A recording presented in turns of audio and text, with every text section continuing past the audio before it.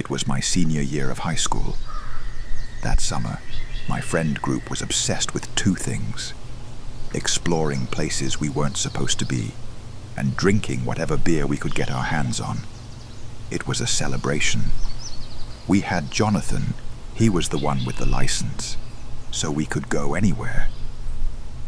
One day, we met up with one of our friends, Jason, his older brother Dylan, and a few of Dylan's friends.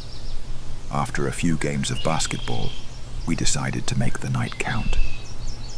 Later that night, we grabbed our girlfriends, met up with the rest of the crew, and headed toward an old asylum a few towns over. By the time we arrived, we were a group of about 15 people. The entrance was sketchy. We had to go through a gate that was conveniently left unlocked, which felt like the first red flag. As we drove into the compound, the world changed. You go from the light-polluted city streets into this dense, pitch-black forest in a matter of seconds. We parked and met up with Dylan's friends, who were the guides. They were already pretty drunk and high, but they knew the way. We hiked around this building toward a linked gate. There was a section of the fence that was ripped and bent upward. Clearly, people used this path a lot. I crawled through and realized we were on an old utility path, the kind used for golf carts or maintenance vehicles. It was a slow, 2-minute walk uphill. The whole time, the group was being loud, yelling, trying to jump scare each other. I was one of the only sober ones besides the drivers. I just didn't like being under the influence around my girlfriend, so I was walking along, eating snacks, and keeping my head on a swivel. When we reached the top of the hill, the scale of the place hit us. This wasn't just a building. It was a massive compound with a dark history. It started as a prison during World War I, then transitioned into a psychiatric facility. You could see the history in the architecture, prison blocks sitting right next to clinical housing. At the top of the hill, by some water tower, I felt this heavy uneasiness, as if you feel vulnerable. But with 15 people laughing and screaming, it was easy to dismiss. The group decided to split up to explore. I took my girlfriend and one other person into one of the prison blocks. It felt like cramped, low-income housing, trash and debris everywhere. I didn't want to catch anything, so we didn't stay long. I wanted to get away from the noise.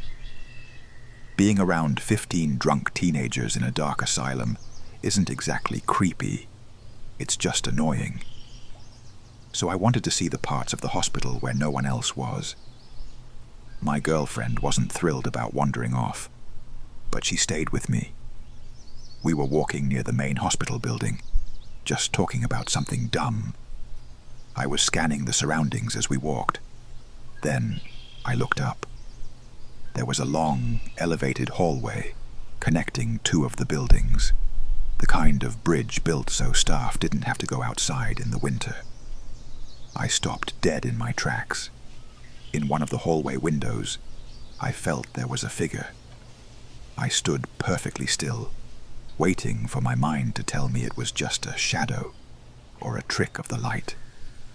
My girlfriend stopped too. She thought I saw an animal because she hadn't looked up yet, but I could see it clearly. It was a person in a hoodie, maybe 5 feet 6 inches, small frame. They weren't yelling, they weren't running. They were just standing there in the dark, as if they were waiting for us to leave. They weren't threatening me, they were just waiting. It felt like they were watching us, so they could go back to whatever they were doing in the dark, but it was hard to tell. I'm a guy who's comfortable outdoors, and my girlfriend is 6 feet tall and braver than most people I know. But this was different. I didn't say a word to her. I just turned her around, and we started walking back toward the cars. I didn't tell the rest of the group later that night, because they would just make fun of me. But that's teenagers. I want it to be known, though, that people go to those places looking for ghosts or monsters. They want a jump scare. But the real horror of an asylum isn't what happened 100 years ago. It's the person in the hoodie, standing in a window, watching you from a place where no one is supposed to be.